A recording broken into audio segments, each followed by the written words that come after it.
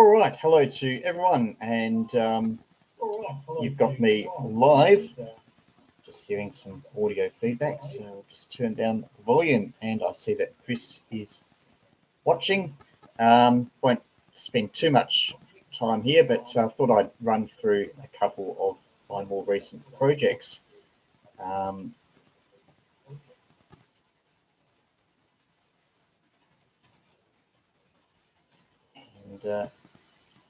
You can, as usual, you can put any questions or comments in the screen, the text chat, and I'll just put a note on my Facebook page just to if there are people on Facebook, then they've got a link to visit here. And yeah, $10 challenge. Yeah, well, sorry, too busy. A lot of other projects. Maybe I'll do something about it in the future. But I will be talking about some of these other projects. I'll give you a few views of what I've been playing around with.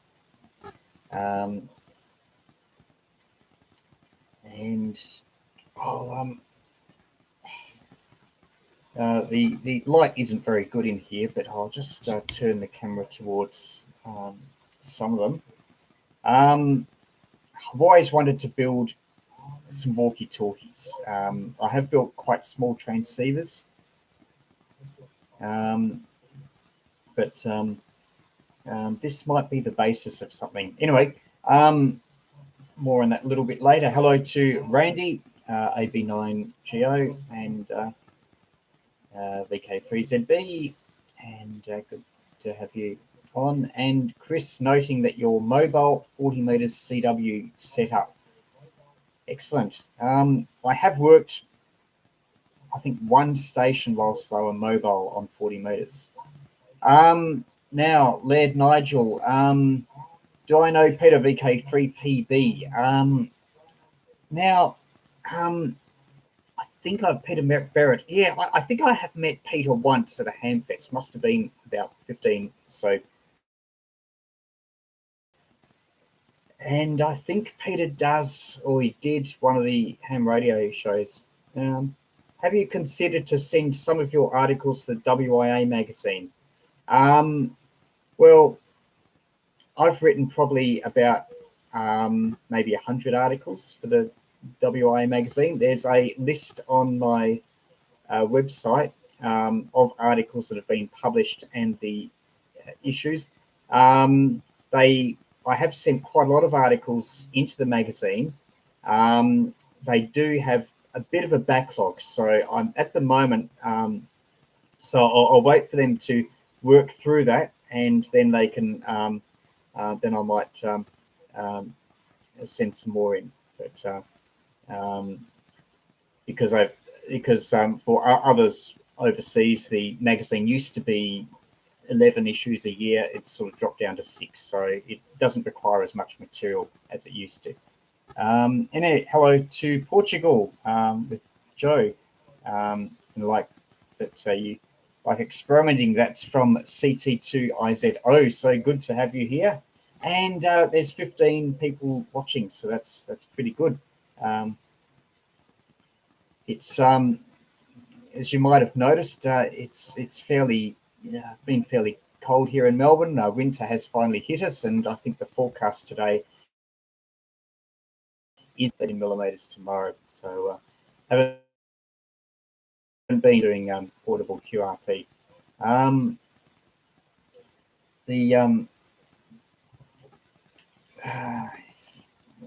will Amateur Logic, yeah. Yeah, that's right. That's what I was going to. Yeah, Peter did that. Don't know if Amateur Logic's still going. I must admit, I'm not a huge viewer of sort of the very long general interest videos. Maybe my attention span's too short, but yeah, personally I prefer one topic, one video, and that's it. But having said that, today this is a lot live, and I'll jump from topic to topic. So, yeah, so a bit different from usual. Okay. Yeah, mobile CW. So I presume you're actually driving a car and working CW. There is a VK3. I think it might even be VK3YE, possibly Tim. I think he has done mobile CW in the 90s, and I remember working him. This was when I was in VK6, so I have heard mobile CW can be quite effective. Anyway, I'll just show you a few bits and pieces. Have I had any issues with sending left-handed and doing head copy? Yeah. Have I had any issues? No. Except I do have another FT817. This was before, because the version I've got and the one that I use is the 817ND. I do have another version that did have had issues with the final amplifier stage, and yes, so that was an issue with the early FT817s. So I had to get it. Was it final amplifier or driver stage? Anyway, I think that was a board that you had to change or get repaired or something. So yeah, there were issues in with the original FT817. But no, the one I've got is fine. Oh, the other thing I have to do something about is get a better microphone cable, because the one I've got on the plug is worn.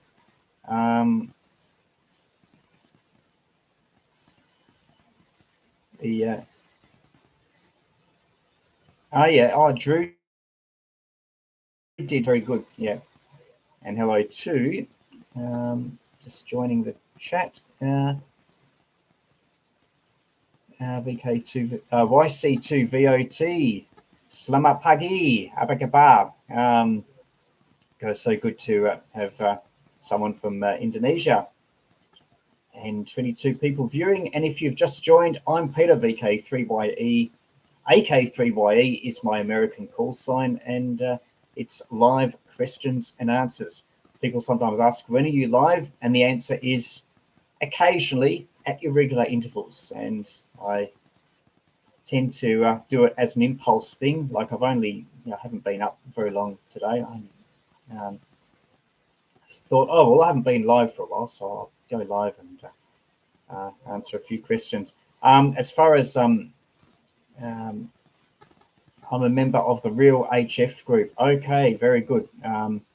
Yeah, sometimes post on there on Facebook. If you're for HF portable type stuff, there's some good posts on antennas and activity on Real HF on Facebook. So have a look at that, and that's quite good. Now, what will I? Have you been invited to the GQRP club in September? No. Now, just trying to think. Was it? I know I did a GQRP club talk. It would have been about a year ago. So maybe it's the same annual event. I think it's their annual convention or something. Yeah. I haven't been invited. So I have been invited to 4Z1UG, a virtual ham fest. So I think that's in August. So I'll have to do something about a presentation for that. I sometimes work portable, use a half-size G5RV, 4 meters off the ground, and it works great. I tried NFEDs, long wires, but this one works better for me. Half-size G5RV. I know that some people say they're not very good. I find that they work fine for 7 megahertz and upwards. Below 7 megahertz, they're no good. On 80 meters, maybe you're tied against ground or something. You did one 2 years ago when the talk was at the Telford Rally in the UK. Was that 2 years ago? Yep, okay. QDH up from Blackpool, so you must be near G4AKC. Anyway,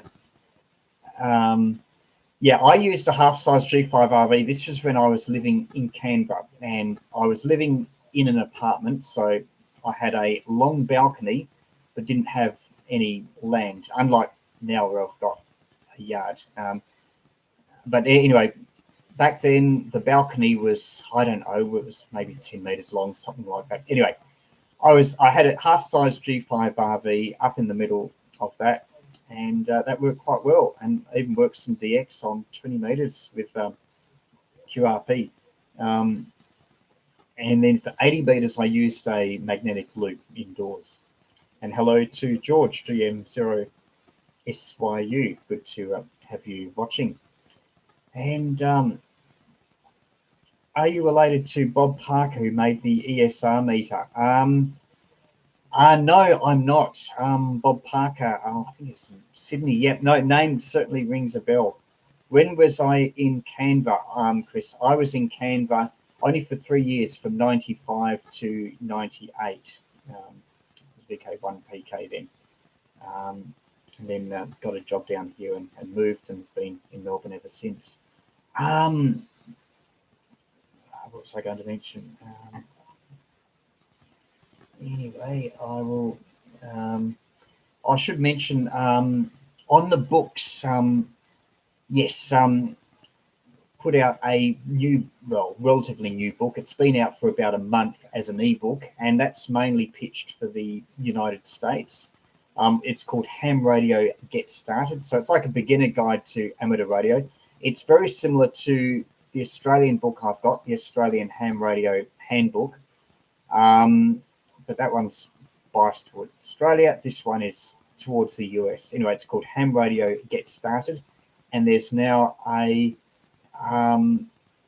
paperback as well. So if you're in the United States, if you are looking for a book to get you started in ham radio, or if there's someone, a friend that you're interested in getting into amateur radio, then recommend that book, Ham Radio Get Started. Anyway, enough of the advert. Yep. And notice the Chris lived in Canberra for 30 years. Yeah, well, there's some good things about Canberra. Am I using the same USB cam I found? I think I have. I haven't changed anything. Do you find my Baofeng cuts out when I'm using a better antenna? Overloading issues. I take it you mean cutting out on receive, and yes, that is a potential if you're using, Baofengs do have quite wide front ends. It's not like the old, if you go back to the 1970s, 1980s handhelds, they were narrow band on 2 meters only. In fact, they were only on 2 meters, and they had front ends that were tight, and that gave good reception with a big antenna. However, as you make handhelds smaller and you make them wider band that everyone seems to want, then you're sacrificing some performance. So yeah, not surprising that you've got some overload issues. Maybe if you had made up a bandpass filter, that would be as big as the handheld radio itself. But yes, then you would be able to use a big antenna for the Baofeng, but then it would be quite bulky and it would be less of a handheld. So then you'd buy a mobile transceiver or something else. So, yet receiver overloading issues can be an issue with the with rigs like the Baofeng. Okay, Joe, a lot of Aussie and New Zealand stations racing on 20 meters. I think the cycle is upward now. Yes, it is. Yeah, things are definitely improving with the cycle. Is it worth it to build a delta loop for 20 meters if I can only get the bottom about 1 meter above the ground? From Joseph VE3GKT. Thanks for your question. And yeah, I've only used a delta loop portable while I've been down the beach, while I've been on a pier where there's been salt water, maybe 2 meters underneath. It's been an excellent antenna. If it's vertically polarized, so you're feeding it not quite in the bottom corner, but a quarter wavelength below the apex, that will be vertically polarized. And if you've got a good ground, then that is quite a good antenna. You could experiment with feeding it horizontally polarized, like if you're feeding it in the middle of the bottom thing. But yeah, a meter above the ground. Yeah, ground mounted vertical, that's another thing you could do. Meter above the ground. If you are amongst houses and trees, then yeah, it's better if you can get it higher than a meter at the bottom, then that's better. Maybe you'd be better off with something like a small, a dipole where your average height is, higher. If you go an inverted V or something, possibly, then you're less dependent on the ground as well. But yeah, my own experiences with delta loops. But then you say portable use, so yeah. If you're away from houses and things, then that's an advantage if it's out in the clear, even if it's not very high. Most say the vertical would be easier. Yeah, true. Although with a vertical, you might also have issues with radials, and if it's a public park, then people might trip over them and all that sort of thing. So that's something to bear in mind. Back in the 90s, got on 10 meters expedition in Antarctica. Seems it's coming back. Yeah, we'll probably get the peak maybe in about 3 or 4 years, because the solar cycle is generally faster to get up to the top than it is to drop down to the bottom. So typically it takes about 4 years to reach the top, and then it stays around the top for maybe 2 years, then and maybe another 5 or 6 years to drop down to the bottom. We're probably about 1 year off the bottom, I think, for the solar cycle. So there's so it will rise faster than it drops. So that's something good in the to look forward to. Let's have a look at some projects.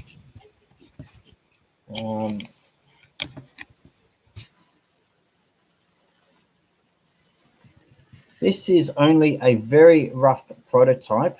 Now it's not very focused. Let's see. It is just one transistor, and I'll just point to some of the main components. That's a crystal on 36.864 megahertz. That is a crystal frequency that is very commonly and cheaply available. And here in Australia, it's a frequency that you can use legally without a special license, because it's a low interference potential device, or the class it's called a low interference potential device class license, which means you can run 100 milliwatts and it's license free, provided you obey by the terms of the class license. So there's no fees or anything. It's a one transistor crystal controlled transmitter. The circuit is very similar to, if you look up on the web, Lesser Chirpy by G3XBM, and that was designed to be a 28 megahertz CW transmitter. Anyway, this one is on 36 megahertz, 36.864, and it's a crystal oscillator and a just one transistor, and probably puts out maybe 100 milliwatts, maybe something like that.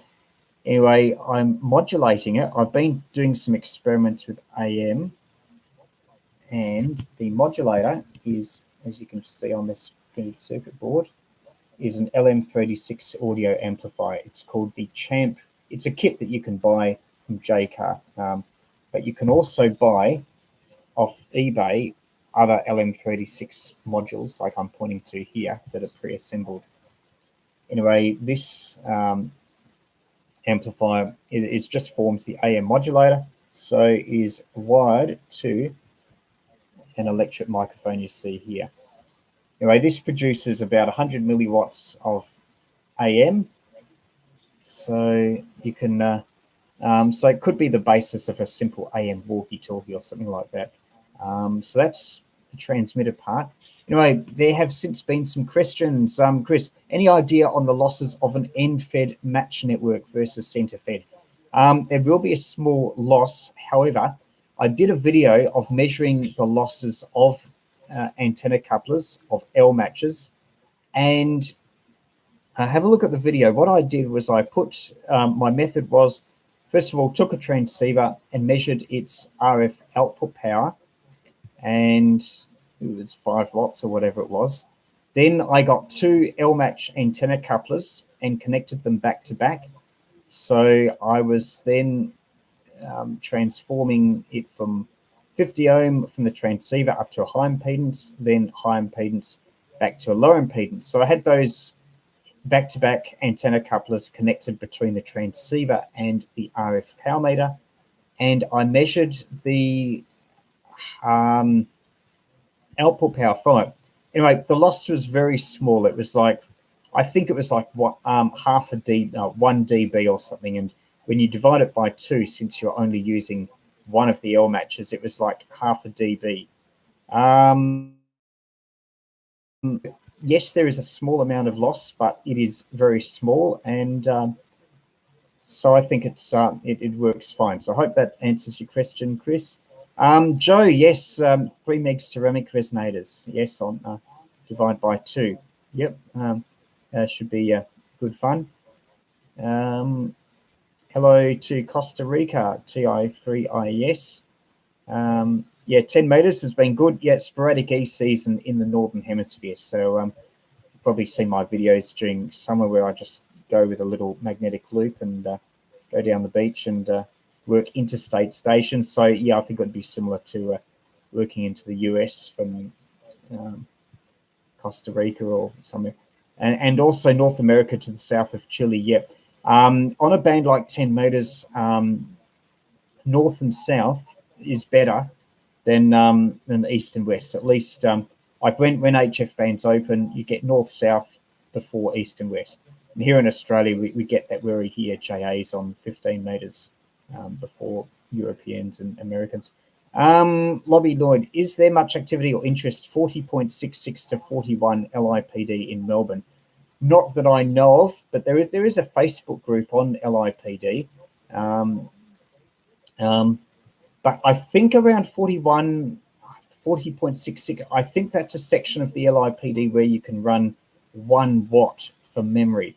Whereas most other LIPD, it's only 100 milliwatts. So it's potentially an interesting part of the frequency, but I haven't found crystals that you can easily get for it, whereas 36.8, you can get crystals for it, or you can double 18.432. J72 IMS, can I make a 40-meter vertical antenna using a 33-foot wire and some radials, SO239, soldering 33-foot to the center pin? And what happens to the radials? Well, the radials go to the outer parts of the SO239. Some people make up a ground, sort of a little plate where you can, with ring nuts on them, where you can just connect the radials to them and experiment with different lengths. But yeah, absolutely, definitely, good approach. You might want to have your radials elevated a little bit, maybe a 0.5 meter or meter above the ground. Some people say that gives you better performance. But yeah, definitely, that's a really good approach, making a vertical antenna, 33-foot wire, SO239. Yeah, how you've described is exactly how you do it, and you connect the radials to the outer part. Hello to Paul, VK3HN. And anyone else into home brewing, check out Paul's recent video on tricks and tips with home brewing on VK3HN on YouTube.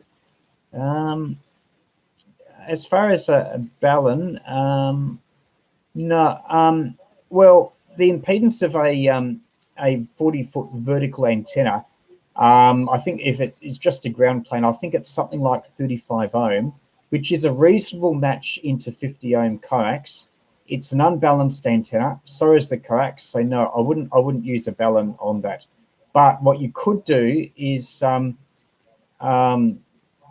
if you wanted to get exactly 50 ohms, you could droop the radials down. That was not common in the 27 megahertz CB days. So you might have your vertical on a mast, it might be 5 or 6 meters tall.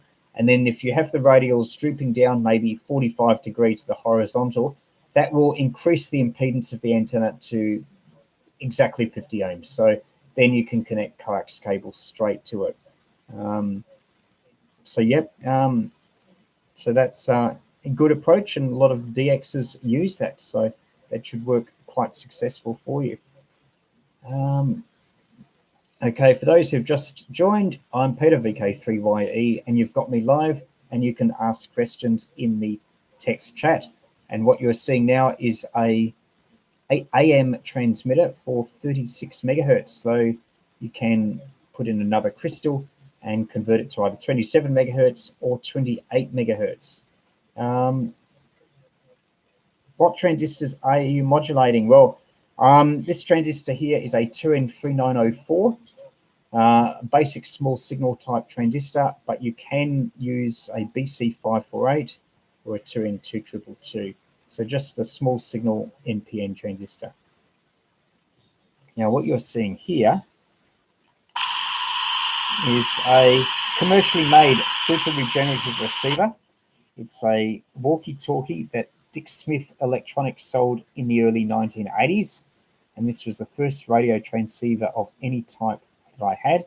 It was very low power, only like 4 or 5 transistors, but it was crystal controlled on 27 megahertz, 27145. Anyway, that's useful for testing stuff. And BC550.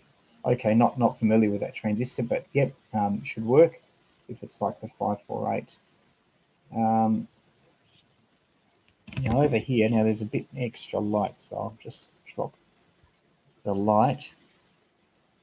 This, now, this is also an LM36 amplifier. This is a module you can get off eBay. I think it was like $2, something like that. And this is just used as an audio amplifier. Just going to the speaker there. And this is another 1 transistor circuit, but this time it's a receiver. It's a super regenerative receiver. I tried a couple of circuits. This is one that worked. I mentioned before, if you're interested in this sort of stuff, have a look at the Talking Electronics website. Just search Talking Electronics and 27 megahertz circuits, and there's a very similar circuit to this described there. I did need to add an extra capacitor from emitter to earth to make the thing oscillate, but once it did, then it works, and you hear a hiss. Now, just the connections here to the battery are pretty poor, and I've only got one hand. Oh, there we are. You just heard a hiss there. So that is what a super regen receiver sounds like. It hisses because it's feedback. And I'll just doing things with one hand here because I've got the camera on the other hand, so just try and get this a permanent connection here. Okay, that's a hiss. Now, a super regen receiver, it's good for receiving AM and wideband FM. And we've got this walkie-talkie here. So turn that on. Harley, 1, 2, 3. I haven't yet. Haven't yet done a range test, but this is me being received on a 1 transistor super regenerative receiver. Just using a similar transistor to before, the 2N3904 or BC548, and driving an LM386 module. And these are very, very sensitive. Very sensitive. It's amazing what you can do with 1 transistor. VHF receiver, a super regen is quite a bit of fun. Sometimes a bit fiddly, but yeah, for VHF receiving, it's a bit of fun. And I've described in previous videos, one for the FM broadcast band. So I'll make this might be the basis of a walkie-talkie. I could put it in the same box as the transmitter you see here, and it would be interesting to do some range tests. Some really ingenious circuits, I'll just turn this off. Some really ingenious circuits have the 1 transistor operating as both the transmitter and receiver. But I think I'll keep them as separate modules, because then you can optimize the receiver and for best sensitivity, and optimize the transmitter for best output or best modulation. So yeah, now hello to M3URZ, good to have you on, and total of 36 viewers, which is close to an all-time high. This is VK3YE, and I am live on YouTube. And my US call is AK3YE as well. J72IMS, Spider Beam, 12-meter mast. Yeah, those 12-meter masts are great. They are heavy, a bit too heavy possibly for portable operation to carry, but yeah, really good. Yeah, no, I use one here. And who else is there? Different regenerative receivers. Now, there is a difference between regen and super regen. Do you have any advice on getting them to work? Well, the important thing is that you've got enough feedback, and it's also coupled in the right way. If you've got a regen receiver with a coil, then you need to connect to the right polarity, otherwise it won't work. I have had some videos demonstrating regen receivers. Have a look at my website, VK3YE.com, and there's a couple of links to some regen receiver circuits. But yes, they can sometimes be finicky. Sometimes they oscillate. Sometimes they don't oscillate. Sometimes they're quite sudden and aggressive in their oscillation. But yeah, once you get them going, they can be a lot of fun. Good idea to build them well, like you'd build a stable VFO.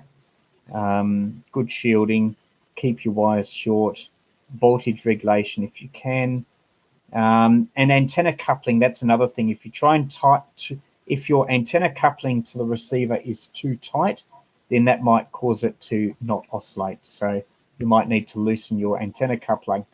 You could put in variable resistor or small value capacitor or something to loosen coupling. Now, just go to the Talking Electronics website. In fact, if you'd search Talking Electronics walkie-talkie, 27 megahertz links.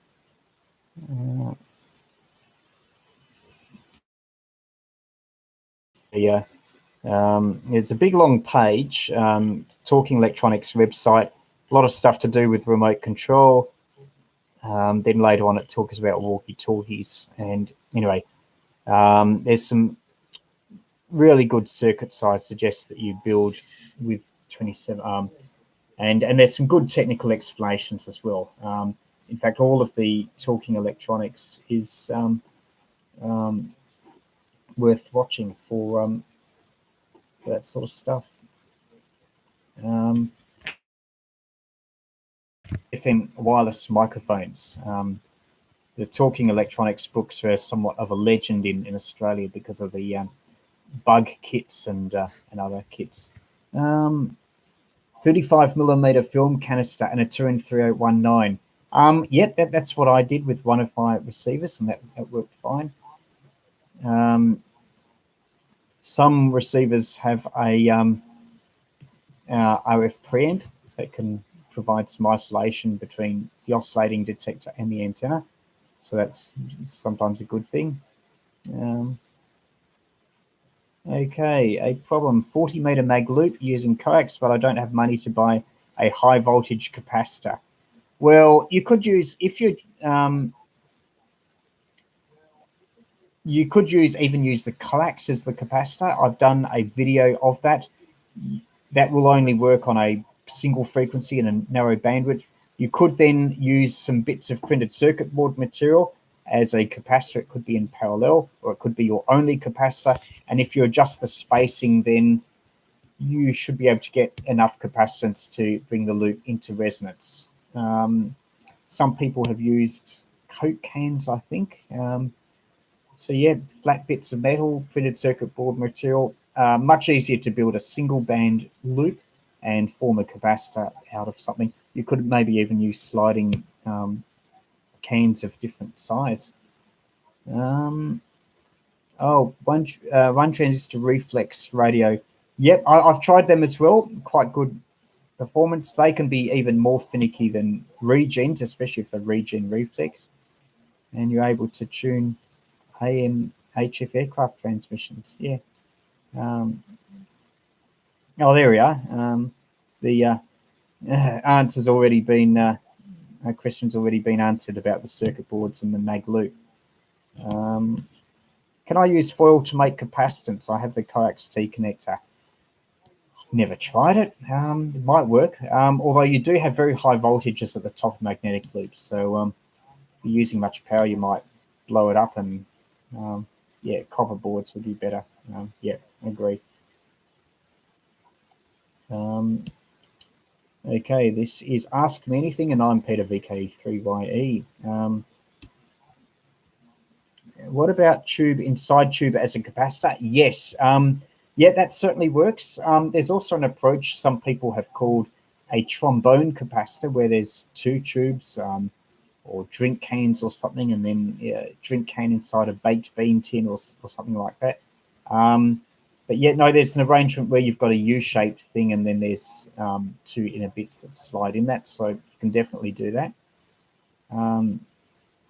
So yeah, you'd match it at your high end of the band with the coax capacitor, and then you just need a small amount of extra parallel capacitance to bring it down lower in the band. So that can definitely work.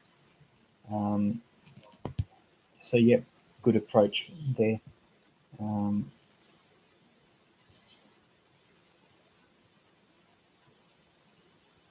A memorable band. Man with a guitar and coloured balls, great Aussie rock. Oh, band. Oh, you're talking about music bands, not 27 megahertz, whatever. That was also memorable for some. Any opinions on the Ziju G1M from Randy AB9GO? Good to have you on.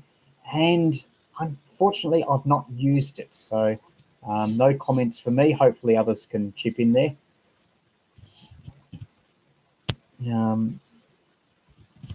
What have we got here? Oh, this is another board. I think this was something salvaged from some stereo speakers, and it was a unfamiliar IC. I thought it was like an LM36, but then I put the marking into the data sheet, and it turned out to be a stereo amplifier. So yeah, I might use this for something else. Okay.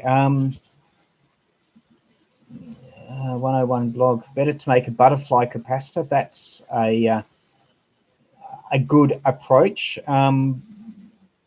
You have several layers of board, and I think they're like triangles, and yeah, or like a butterfly, and then you turn them by, you have them so maximum capacitance when the plates are overlapping, then you turn it by 90 degrees, and then they're not overlapping. So that is a good approach. It won't give you a high amount of capacitance, but if you've got it in parallel with coax for most of your capacitance, then it will be fine. Do I use LT Spice? No, I'm lazy. I must admit, I just build stuff and yeah, copy other people's circuits and all that. I'm not very good with formulas, so it helps me when design circuits. Yeah, I'm not hugely into your design stuff, more into copying. And yep, okay. I should remind people in the Northern Hemisphere, right now, I've been hearing people say that 10 meters has been good because of sporadic E. So I cover 10 meter antennas especially in my book, More Hand-Carried QRP Antennas, but also in my first book, Hand-Carried QRP Antennas. So now is a really good time to be experimenting with portable antennas for 10 meters to enjoy pedestrian mobile and sporadic E. Do I watch this video? 100 watt, 7 meg magnetic loop for units and apartments. Yeah, that one. That one will do. That uses, I think, for memory RG213 coax, I think over a meter of it for most of the capacitance. Yeah, so that's one to start off with. And I've had some quite good contacts on that. I no longer have it. I think I sold it. If you use thin printed circuit board, the capacitance is useful even at high voltage. Yeah, the PCB has good insulation. Now, printed circuit boards, they do vary in quality and material. You've got fiberglass, which might be okay, but there's some really cheap and nasty type of printed circuit board stuff. So I'm not sure how good that is as a dielectric. If you have the boards back to back, if you're to have the boards with the copper facing each other, then maybe a bit of plastic between them, maybe higher dielectric. I've been intrigued by stuff that you get in ovens, or I think it's baking sheets. It's not paper, but it's sort of plastic baking sheet. I'd be curious about the dielectric properties of that, but you put that on oven trays and things. Okay, so 39 views. So thanks to all who have just joined me. This is live Q&A, and I'm Peter VK3YE. Yeah, fiberglass, yeah, paper stuff like chocolate, yeah. And even when you solder on just on the backs of the boards, the foil can sometimes come off with the cheaper type. The adhesive isn't so good. And hello, Slamat Pagi to YC3JLP. Stuff you're talking about is Teflon or similar should be good. Yeah, that would be quite an interesting project actually. Getting some Teflon oven sheet and making your own capacitors, because one of the things is with capacitors, if you apply pressure, then the capacitance varies. So you want a uniform amount of pressure, otherwise the you'll get all over the place with the capacitance. With the components on your desk, a Chinese HD factory could probably make 20 radios. And you could probably buy them cheaper on eBay than what you could buy the parts here. Still, just the very simple one transistor type thing intrigues me. I wouldn't mind building maybe something with two transistors. Like if I can get from 20 milliwatts up to 100 milliwatts, that will give you a bit of range. And some of the cheap walkie-talkies and for antennas. So if you had a better antenna and something to really resonate their antenna, maximize their range, it would be interesting to do a field test. At the moment, this rig operates on 36 megahertz and the receiver is on 27. You could adjust things so that you could have one of them receiving on 28 megahertz and the other on 36. So you could do maybe crossband communication. Maybe you could have full duplex. With any luck, the super regen receiver that radiates on 36 megahertz hopefully won't be radiating a signal on 28. So you might be able to have the two in the one box and have full duplex. Bind them with rubber bands. There's still issues with pressure. 41 viewers, so very good. Now, if you're on Facebook, have a look at my page, VK3YE Radio Books. I usually post links to interesting articles and things. In fact, it's on there that I've posted a link to the page that helped me with the design of these. So if you're into little transmitters, with that antenna, can I transmit on it? Yeah, with a magnetic loop, yeah. I made some banana plugs, nano VNA. So yeah, Teflon in the kitchen. There's other things in the kitchen as well that you could use. Baking trays, aluminium. You could try. After you go for research, do you have people dropping things directly to you now? As a kid, I did. Like I was in a country area, and it was people knew each other, and it was known that I was into radio. So a lot of people gave me their old radios or TVs or whatever. But in the city, no, people, don't know where I sort of go early in the morning or whatever, so people probably don't know where I live as far as junk bits and pieces. But yeah, be careful with high voltages. Yeah, even with QRP, you don't want to be touching the top of the magnetic loop. And if you can get it, if you've got a balcony or whatever, get the loop away from where you're operating if you can, even with QRP. But yeah, no, I've got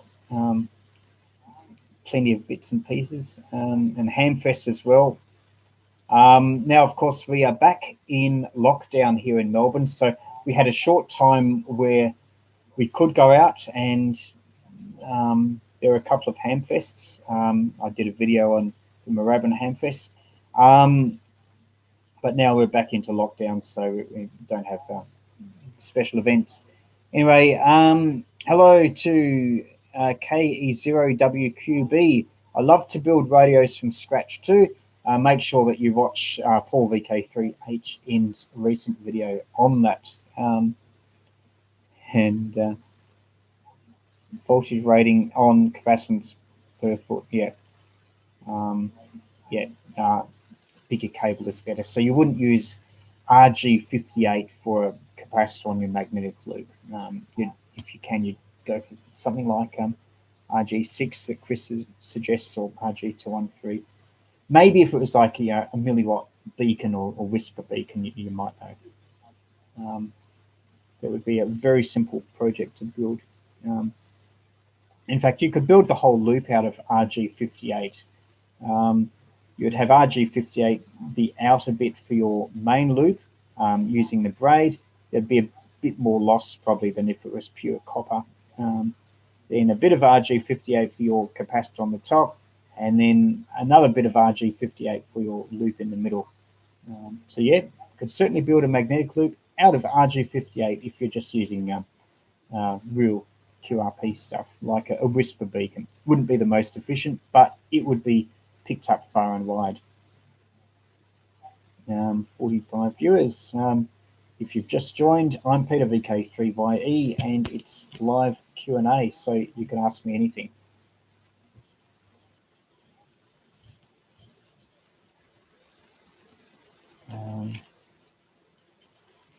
Oh, this was something. Might as well pull the parts out. This is just something with a 555 chip.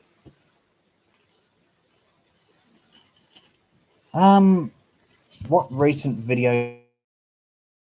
It's been quite a few. In fact, I should mention that those, a few Australian viewers here, I should mention that I've got some videos coming up. Fun way into electronics. Thank you to B. Edmondson 85, and enjoy your dinner. Some videos coming up. They're already produced, so they're just waiting for them to come up on YouTube. I don't want to have too many videos in too many days, so I do space them apart. Anyway, I've got some videos on Dick Smith Fun Way into Electronics, Volume 1. If you have a look on my website, I've got a section on Funway 1. But anyway, I've got some more videos where I build more projects. These are normally just 1 or 2 transistor projects using the plastic circuit board that came with Funway 1. So that was basically a simple beginner project breadboard thing. So I've got some more videos coming up on Funway 1. Now, Graham asked a question: will a standard T or L match ATU tune a QRP magnetic loop? Chris, answer is you don't need any of them. A magnetic loop will be 50 ohms at the bottom if you've got an appropriate coupling loop or gamma match tapping arrangement. So no need for any T or L match antenna tuner. Magnetic loop is spot on resonant on your desired frequency, so no need. Have I spoken to Charlie ZL2TTM? Haven't spoken to him, but he has some great videos. Yep. Anyone who's not familiar, go on YouTube and look at ZL2CTM, Charlie Morris, who's got some, he does a lot of home brewing and builds, actually uses a lot of boxes called, in fact, I use them mainly to store my components, but they are called Systema boxes. You can see them in the supermarket, and they're made in New Zealand. There it is. And geocachers use them as well. I use them for storing parts, but Charlie uses them to build his homebrew transceivers into them. So he's got some good SSB transmitters that described. So Charlie explains in a lot of detail. I particularly like Charlie's videos that he talks about the design choices that he makes. So he says, oh, I could build this, but no, I've decided to do this and for these reasons. So I'd recommend ZL2TCM, Charlie Morris on YouTube.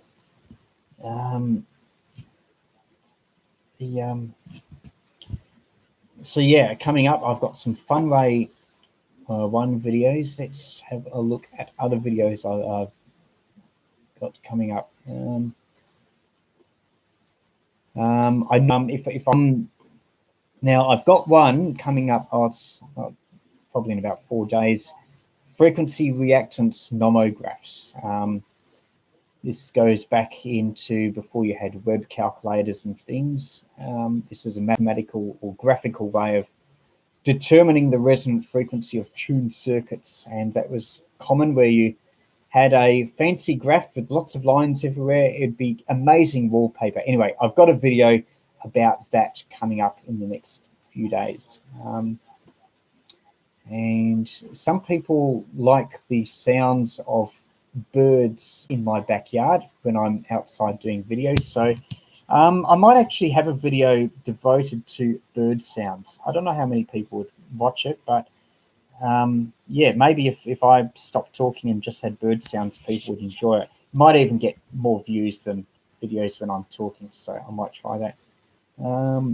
Hello to Alan K3YE, good to have you on.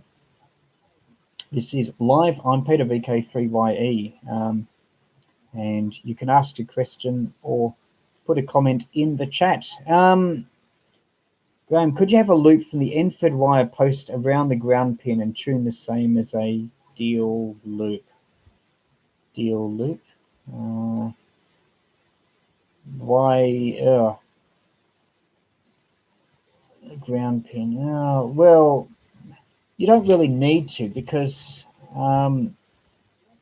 you've got you can have a small coupling loop around 1/5 the diameter of your radiating loop, and that will provide a 50 ohm feed. So the end-fed wire post, if you're using a coupler, will be high impedance, and the loop will be a low impedance feed. So yeah, I don't see the need. I have seen some loops fed. I think there's some 1950s, 1960 designs in one of the Hints and Kinks publications from the ARRL that had, I think, a coil and something in series of the loop. All your videos inside are hard to view. Buy some white lights if you want to be able to show printed circuit boards. Yeah, I know. Maybe I'll get around to it. M0MSN, a good antenna YouTube channel, by the way. Of course, I do have a light here for printed circuit boards, but yeah, no, it's not so good. And ASMR channel idea. Sorry, don't know what ASMR is. A T-Coax connector. Hello to VK2JJM. Koalas. Yeah, don't have koalas here in Melbourne, although there is an island off, or not far from here, called French Island. And French Island does have koalas. I have done it's pretty much almost not quite uninhabited. It's about 100 people on the island, and you can get a ferry across. You can get a train and then a ferry across from Stony Point. And I have a little bit of French Island. I've operated amateur radio from there. It qualifies as an Islands of the Air thing. And yeah, so you can watch my French Island video. Did a few years ago. Have you built any more homebrew SSB transceivers recently from MONTV? No, I haven't. The nearest is, well, this thing, which could become an AM transceiver for VHF. Yeah, Paul. Yeah, 30 minutes of backyard birds might get 1 million views. Yes. Just trying to think what other things. Whether I should edit them or maybe not. Maybe around sunrise might be the best time, or sunset. Hello to RF Monkey here in VK3. A T-Coax connector. Why would you need to use a T-Coax connector for a magnetic loop? Well, for the feed point, I suppose you could, because you'd have, if you're using a small coupling loop, you would have the inner part going on one side and the outer part going on the other to your coupling loop. So you could, but I don't see the reason why you could just solder it straight to your Coax feed line and not have a T-Coax connector. And you're saving a bit of money there, because then you don't have, you're saving having two PL259s and the T connector.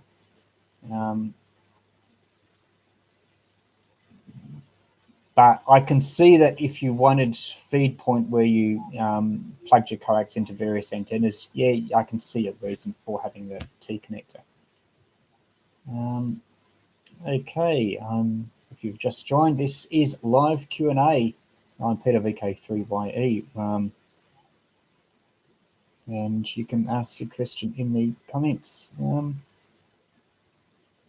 It's getting on a bit. I think I've been going for nearly an hour. Yes, 58 minutes. So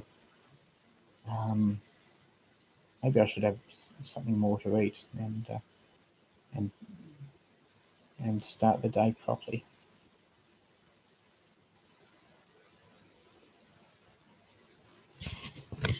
But recent videos I've done, I did a bit on a beacon on 6 meters, a transmitter that I got from the Hamfest. Actually had a receiver converter in as well, and I made it into a 6 meter beacon, so that's been heard around the place. So that's been the main activity. We had some good weather a couple of weeks back, so I did a bit of portable QRP-DX with some good results. Before that, there was a Ukrainian transistor radio and a Tokyo high-powered amplifier.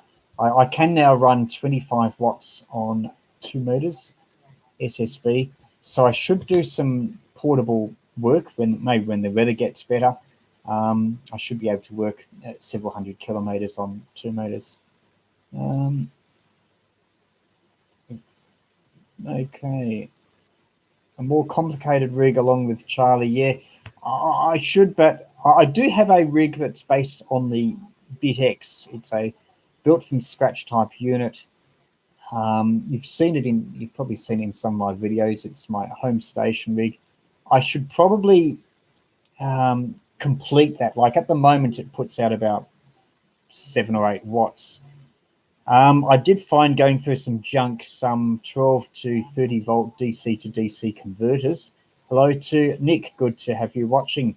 And I've got several of them, so I could use that to make a higher power amplifier and make it like 20 or 30 watts. How do I use the Coax connector?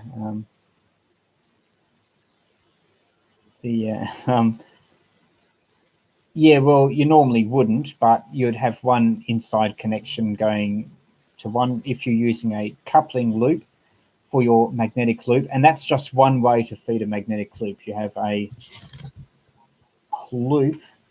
In fact, I'll draw a diagram. You might as well.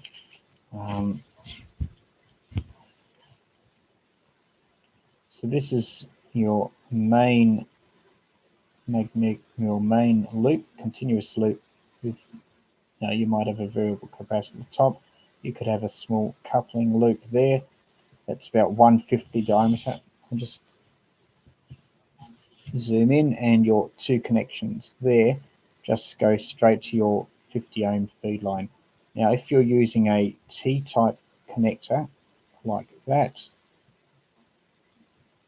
then your inner connector would go to one side of your coupling loop, and I'll draw a big loop there for your coupling, and your other side would go to the outside of that. And so with your feed line, it would be a similar effect. That's your PL259 there, going to your coax cable to your transceiver. That just plugs into there. So yeah, so the inner of that T to the outer of that. So if you could potentially, if you didn't want a direct connection, you could have some sort of PL259 plug. So then you have to, if you're using coax here, then of course the problem is that you can only have a thin connector going down to the middle of this. So maybe you could connect some, short it out with your braid. You can short out your inner and your braid, and then when you have it going around on the other side, you might just have your braid going straight to there. But yeah, not something I've done. I've just generally preferred soldered direct connection to a length of coax. Draw an equivalent circuit for J7 to IMS. Well, when is a better camera? You want a better camera? Well, in the fullness of time, it's 2021, not 1995. Yep, sorry, if you don't like it, then you know what to do. Anyway, catching up on the comments. Able to listen to old displays. Yeah, history. Okay, friend video. So hopefully this diagram gives you a sort of better idea of the loop. Okay, you've just joined. If you've just joined, I'm Peter VK3YE, and you've got me live, where you can ask me questions, put comments in the text. I'll probably bring this to a close. If there's nothing further, as we've been going for just over an hour.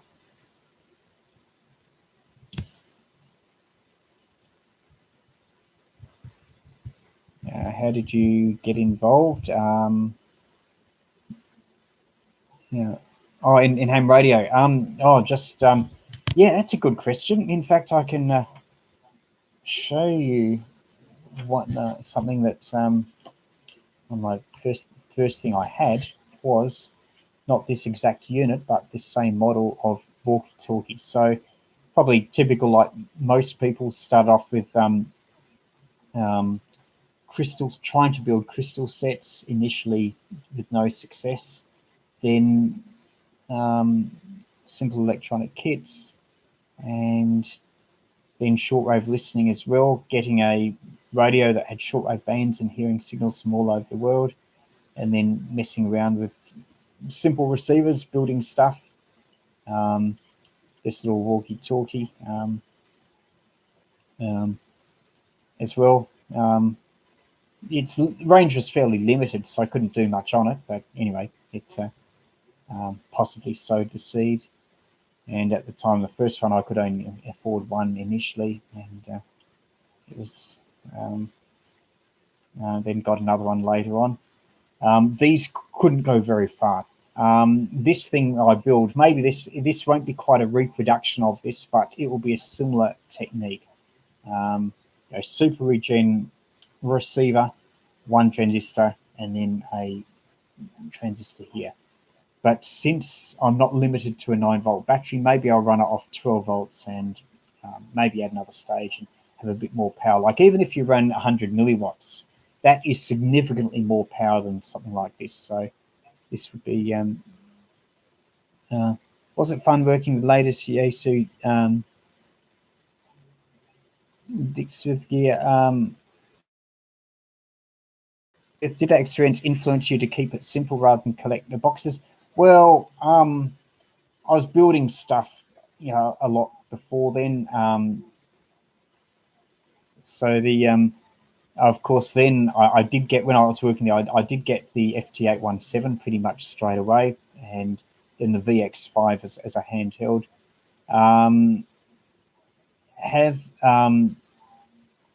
With the other bigger HF rigs, I probably can't justify getting them. I used to have an FT890. I used to have an IC751. I've actually sold them both. The amount of noise I get here is, I don't get very good results on most of the other bands, like 20 meters. Doesn't really justify a big station. Although I do have a Homebrew rig, which I should increase its power up to about 30 or 40 watts, and that works very well on 80 and 40, and I have good results here with that. But for DX, mainly portable, that's where I mainly go portable with better results. Have I messed around with other LIPD bands? Question from Chris. I have on, I found, I think it must have been a thing at the Handfest. They've got one on about 152 megahertz, an LIPD. I haven't done any HF LIPD below 27 megahertz. Yes, 13 megahertz could be quite interesting. You could build your own whisper, and I think you're allowed 100 milliwatts from that. Anyway, there's not much of a bandwidth there, but you could certainly have license-free DX international communication with 13 megahertz, at least on if you can call it communication on whisper. You could even try JS8 on that band. Do I do portable 160 meters from KE3 or K8KOR? Yes, I do occasionally. There's an 80 meter or 160 meter AM net here in Melbourne, 11 o'clock Monday to Saturday, and I sometimes go portable for that. And I've done a few videos using vertical antennas, sometimes even using kites. So yes, occasionally do go 160 meters portable. As far as crystal sets being fickle, well, it would have been more fickle in the early days with your galena detectors and all that. With diodes and all that, they're pretty reliable. And you can do some fun things with crystal sets like Q multipliers, which basically turns it into a regenerative receiver, and you can even receive SSB on all that. Yeah, one of my first videos was on 160 meters AM.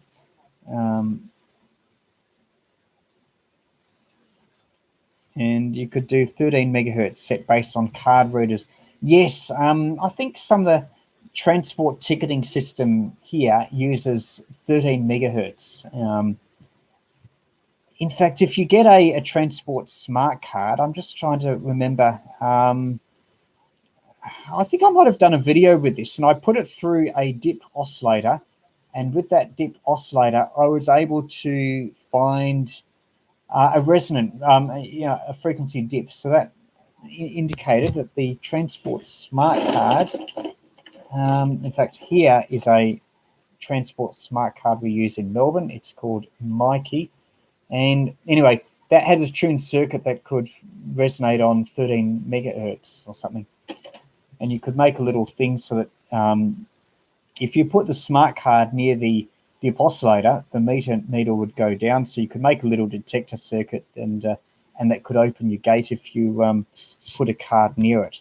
The security wouldn't be great because any card could do it. Anyway, I've heard of SOTA and POTA. Is there a thing as beaches on the air? Yes, there is. There's a guy, I think, in Spain or something.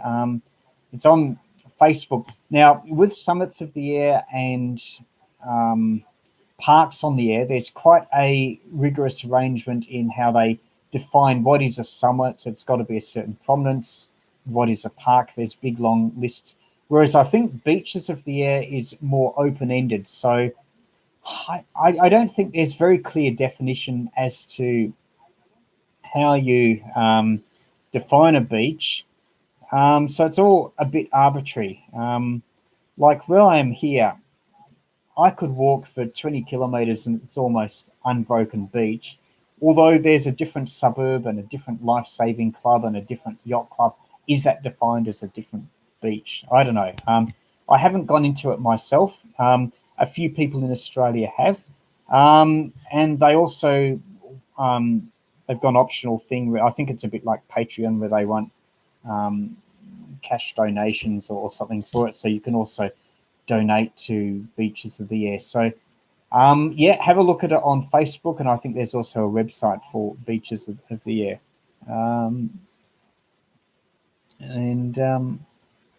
Are the magnetic loops? Oh, good question, Chris. Are they quieter from home QTH? If you've got interference coming from one particular source, then yes, you can get a null and they can be quieter. So a good arrangement could be to use a magnetic loop for receiving and something else for transmitting. But yeah, where you've got noise coming from multiple directions, then a magnetic loop, yes, it might be a bit quieter, but harder to null out. I should do more with noise canceller things where you've got a wire antenna that's designed to pick up the noise, and then you use a phasing thing to try and phase out the interference with another antenna. And yeah, if Beaches accepted historic activations, you'd be taking the VK label. Yeah, I'm probably a bit slack with log keeping and all that sort of stuff. So, yeah, I don't document stuff as well as I should be.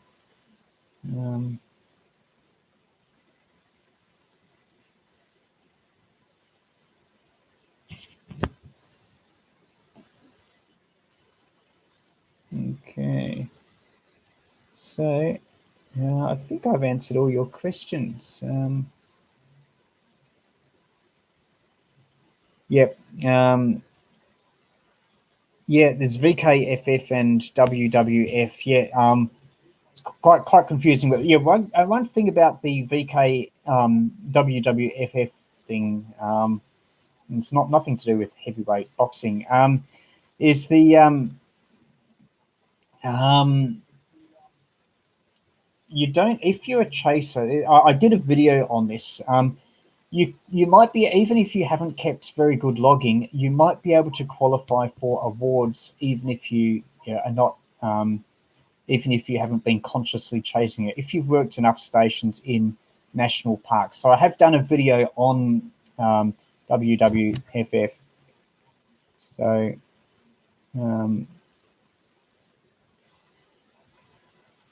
so yeah, look into that if you're into awarding up PDF thing, that if you've got a nice printer, which I haven't, you can then make as wallpaper. So you can very easily cover your whole shack with wallpaper if you want.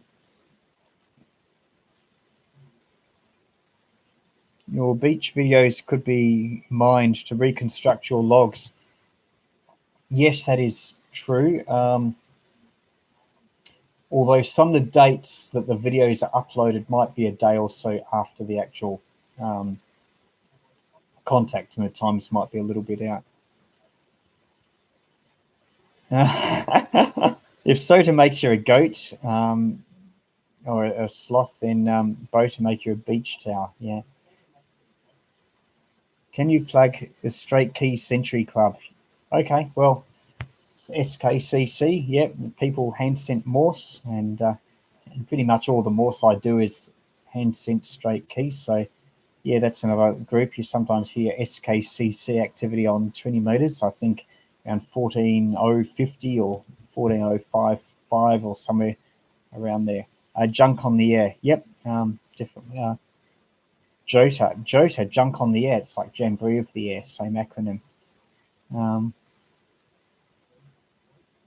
Have you used kite antennas? Pros and cons? Yeah. Well, the pros are they are amazing, and the results you get are better and bigger than a home station thing. So even if you're running QRP, people think you're running a lot more power. Cons are, well, if there's no wind, then it's a bit of a problem. It can be, you need a really big open area. There's a bit of a risk if your kite blows down. You need to fiddle around a bit with kites and things, and so they stay up all the time rather than running around and rescuing kites. If you're a bad kite flyer, it might be better if you have another operator to look after the kite while you do the transmitting, or vice versa. But I've had kites stay up for 45 or more minutes. I think the secret is if you have a good kite and you've got lots of string going up into the sky so that the kite's really high, then you've got better stability. And if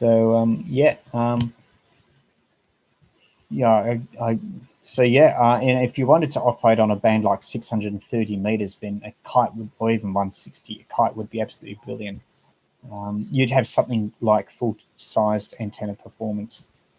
You can get, problem is though, if you touch the end of a kite antenna, you can get a bit of sparking or a bit of shocks, even though you don't obviously have a lightning storm if it's a sultry day. So you do need a resistor going to earth, several hundred K, so that static is discharged.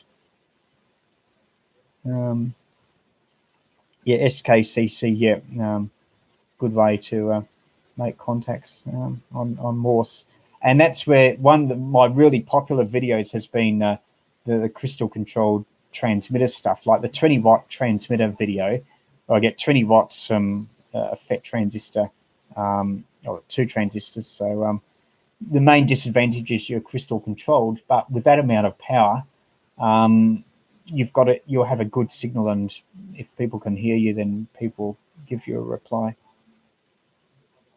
Parafoil lifted kite. Yeah, there was a guy who very generously sent me a kite from the States, and that didn't have any fiberglass rods or anything. I think I've only flown it once or twice, but it was a good kite, so I should do more of that. Maybe not right now as the weather's cold and miserable, but when it warms up, I can do that. 1,000 transistors for $6.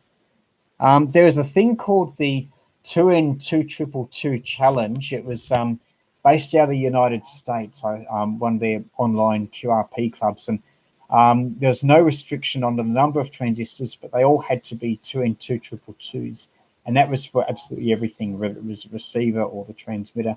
And quite a few people built some fun rigs. Paralleling IO 510s.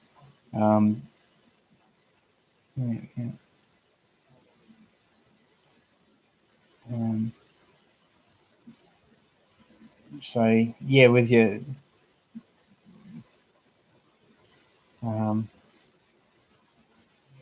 $10, yeah, it depends on how deep your junk box is really, and what deals you can get on eBay or whatever, or if you have good hamfests. Okay, this is, if you've just joined, this is live Q&A, and I'm Peter, VK3YE, and maybe with any luck, what you're seeing now is a super regen receiver. Maybe I'll make a video when I've tidied up its construction. I've got this thing, which is a big plastic box, which could become a walkie-talkie potentially.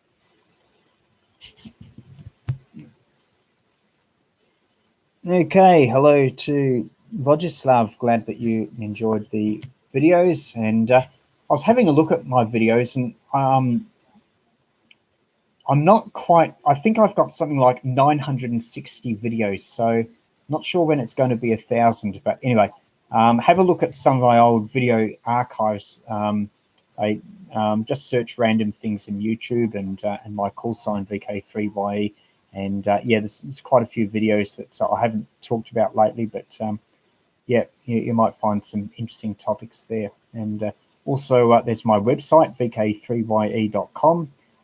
There's some projects described there. And of course, there's my books, now 8 titles that you can now get, with the latest being Ham Radio Get Started. That's pitched more for the United States.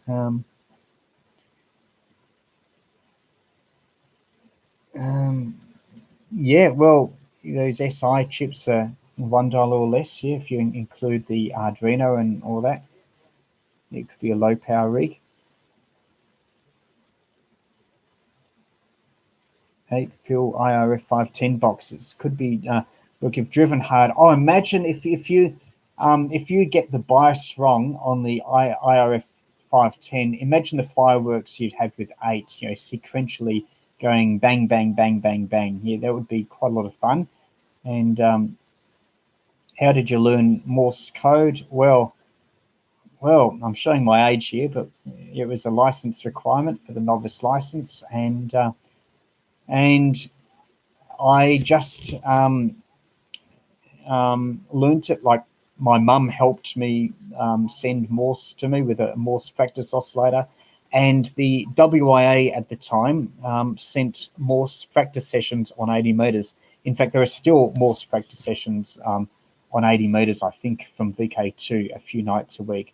But yeah, then there was Morse practice pretty much every night. But you tune in on 80 meters with a transistor radio and another transistor radio as a BFO, so that would allow SSB and CW reception, and that's how I learned Morse, listening to slow Morse transmissions from the WIA then. And then as far as Morse speed, I think I can probably go up to 20 or 25 words a minute, something like that. Though with QRP, generally the speed I normally stick around is about 15 or 16 words a minute, and that also is a good speed for the reverse beacon. So yeah, you just practice. And yeah, oh, that's right, I forgot to mention 3699 kilohertz, 80 meters. You can hear it from most parts of Australia at night.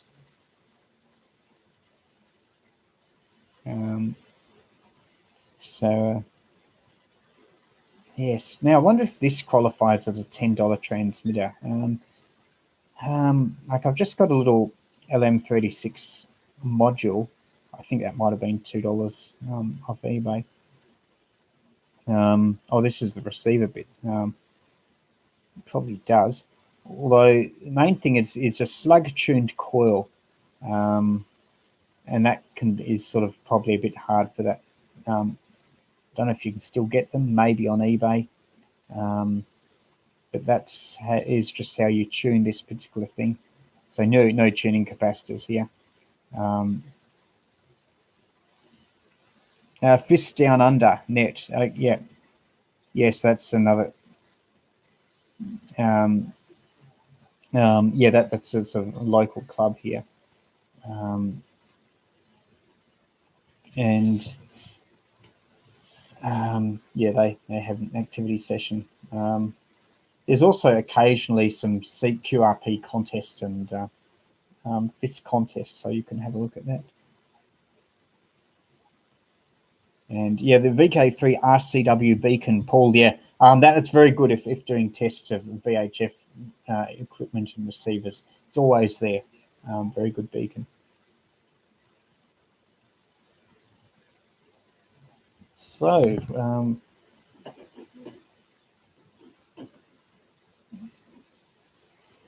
the 3 people watching, but I think this is I think I've been going on for long enough, and it's been great. Lots of comments and questions and people sharing information. So